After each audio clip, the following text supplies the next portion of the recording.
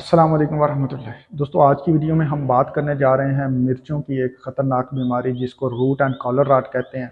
मिर्चों का सूखा भी कहते हैं। इसमें होता क्या है कि हमारे पौधे जो हैं वो खुश्क होना शुरू हो जाते हैं। जड़ के करीब जो है, जहाँ पे जड़ जो है हमारा पौधे का तना ज़मीन के साथ टच कर रहा होता है, वहाँ पे ये फंगस आमतौर पर अटैक करती है और फिर पूरा पौधा खुश्क हो जाता है।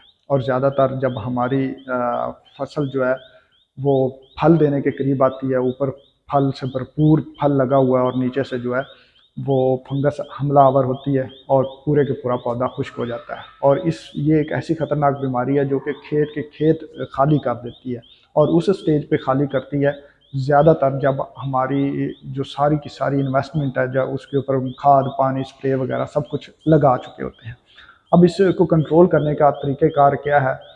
तरीक़ेकार में आपने इसको समझना होगा। पहले तो ये है कि एक ही फसल में बार बार जो है वो मिर्चों की काश्त से गुरेज करें, उसका थोड़ा बहुत जो है ज़मीन बदल के जो है वो काश्त करें। दूसरी तरीक़ेकार, जी, इसको शुरू से ही ट्रीटमेंट पे लेके आएँ।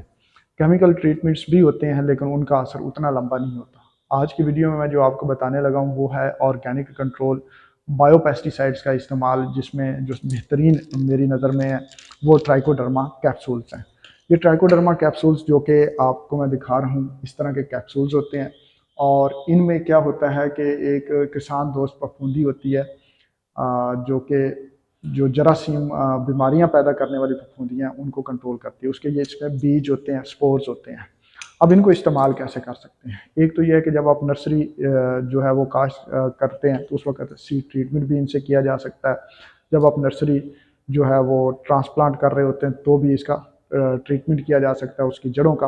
और अगर आपने काश्त कर ली है तो उसके बाद इसको फ्लड किया जा सकता है आपकी मेन फील्ड में।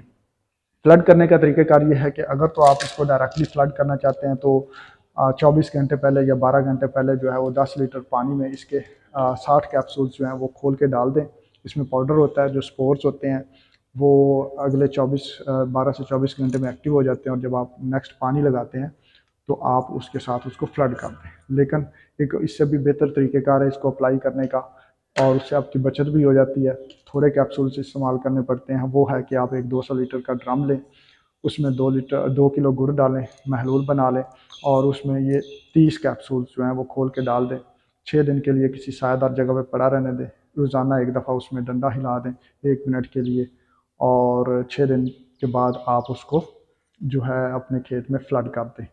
इस अमल को आप 2 से 3 मरतबा दोहरा सकते हैं। इससे ना सिर्फ आपकी फसल जो है इस तरह की ख़तरनाक बीमारियों से महफूज रहेगी, बल्कि ज़मीन की ज़रख़ेज़ी में इजाफ़ा करके उसकी जो जड़ की नशोनुमा है और पौधे की नशोनुमा भी बेहतर होगी। अब इसको आप स्प्रे भी कर सकते हैं। वो महलूल जो आपके 200 लीटर ड्रम में तैयार हो चुका है उसमें से टैंकी में डालें, और टैंकी में डालने के बाद जो है उसको आप स्प्रे भी कर सकते हैं। इस तरह से एक ड्रम जो है वो स्प्रे में अगर आप इस्तेमाल करते हैं तो तकरीबन 10 एकड़ में इस्तेमाल किया जा सकता है। उस महलूल की जो बीमार पौधे आपको नज़र आ रहे हों, जो कि आपको लग रहा है कि अभी उस पे अलामात आ रही हैं, तो उनकी जड़ों में उसकी ड्रेंचिंग करवाएं ताकि उसमें ज़्यादा ट्राइकोडर्मा जाए और उस फंगस को जो है वो कंट्रोल कर ले। दोस्तों, इस ट्राइकोडर्मा को मंगवाने के लिए जो है मैं नंबर भी चला रहा हूँ स्क्रीन पे, और नीचे जो है वो एक लिंक भी दे रहा हूँ जहाँ पे आप दराज से भी ये ट्राइकोडर्मा कैप्सूल्स ख़रीद सकते हैं और ऑर्डर कर सकते हैं।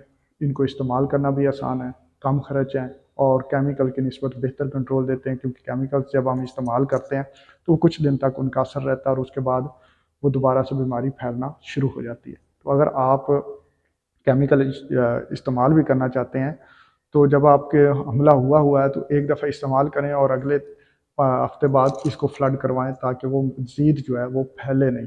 हाँ, एक ये है कि केमिकल फंजीसाइड के साथ इसको इस्तेमाल नहीं करना, क्योंकि ये खुद फफूंदी है और वो केमिकल फंजीसाइड इसको भी नुकसान पहुंचाती हैं।